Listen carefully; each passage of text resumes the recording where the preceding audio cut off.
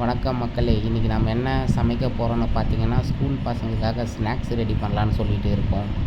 Evening டைமில் மழை வந்துட்டு இருக்கிறதுனால சரி சூடாக போண்டாவும் நம்ம கேரட் சட்னியும் பசங்களுக்கு பண்ணி கொடுத்துடலாம் அப்படின்னு சொல்லிட்டு நம்ம ரெடி பண்ண ஆரம்பித்தாச்சு. வெங்காயத்தை நல்லா சின்ன சின்னதாக கட் பண்ணிவிட்டு, முடிஞ்ச அளவு எவ்வளோ சின்னதாக கட் பண்ண முடியுமோ அவ்வளோ சின்னதாக கட் பண்ணிக்கோங்க.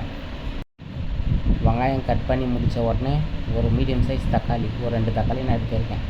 அதில் ஒரு தக்காளி நல்லா சின்ன சின்னதாக எந்த அளவுக்கு நம்மளால் சின்னதாக கட் பண்ண முடியுமோ அந்தளவுக்கு கட் பண்ணிவிட்டு, கேரட்டு ஒரு மீடியம் சைஸ் கேரட்டு ஒன்று எடுத்து கட் பண்ணிட்டேன். அப்புறம் ஸ்டவ்வை பற்ற வச்சுட்டு வானலை தூக்கி மேலே வச்சுட்டு லைட்டாக கொஞ்சம் ஆயிலை ஊற்றிட்டு வரமிளகா ஒரு 4 போட்டு தக்காளி வெங்காயம் கேரட் நம்ம வெட்டி வச்சது எல்லாத்தையும் ஒன்றா போட்டு நல்லா வதக்கிட்டு நல்லா ப்ரௌன் கலராக வதங்கின உடனே அதை எடுத்து மிக்ஸி ஜாரில் மாற்றிட்டு மழை இல்லாமல் குறகுறம் மீடியம் சைஸில் அரைச்சி வச்சோங்க. சட்னியை பார்க்கும் போதே பாருங்கள், நல்லா கலர்ஃபுல்லாக இருக்கும். இந்த அளவுக்கு இருந்தால் போதும்.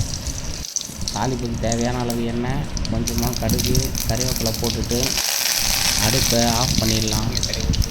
அடுப்பை ஆஃப் பண்ணிவிட்டு டேரெக்டாக எடுத்து நம்ம ரெடி பண்ணி வச்ச சட்னியில் தாளிப்பை ஊற்றிடலாம்.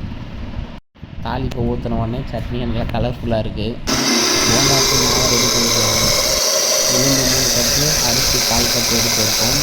நல்லா ஊற வச்சு அரைச்சி ஒரு பவுலுக்கு மாற்றிக்கலாம். வானலில் எண்ணெயும் சூடாகிடுச்சு.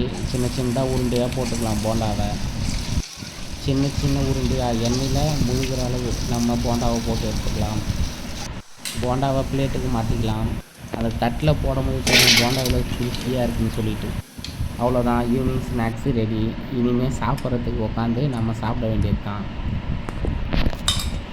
இந்த லைட் கலரில் போண்டாவை எடுத்தால் தான் அதில் ஆயிலெலாம் அந்த அளவுக்கு பிடிக்காமல் நல்லா சாஃப்டாக இருக்குது. ட்ரை பண்ணி பாருங்கள்.